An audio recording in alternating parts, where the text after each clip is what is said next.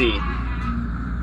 The first time I got a commercial, I was like 25 years old, and I had just graduated college.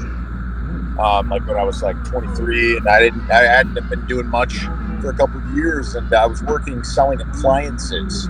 And I remember I got an agent by going to an audition and just crashing it. Actually, I just went in and put my name on there, and I put the agency that I had heard my buddy had, and I put his agency down, and they gave me a call back, and they called the agency, and they were like, "Who is this guy?" And I had called them and sent them an email saying like, "Hey, I'm Leandro Dottavio. It's what I go by in acting."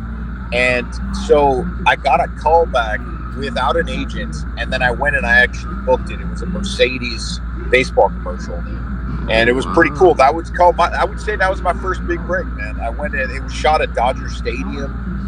I went there, and like it was like so sick, just all for me. I had a trailer and shit.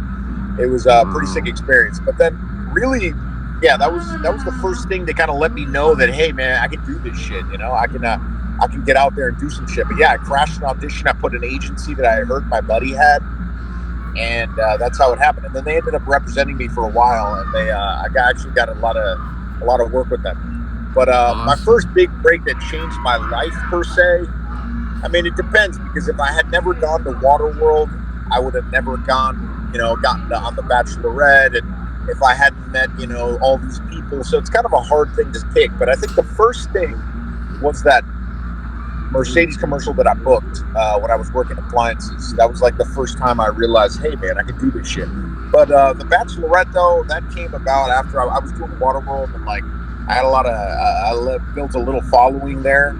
And then they hit me up on Instagram, and they're like, "Hey, we need someone like you." And then that really changed my life, though, because that's what led to what I do now, mostly.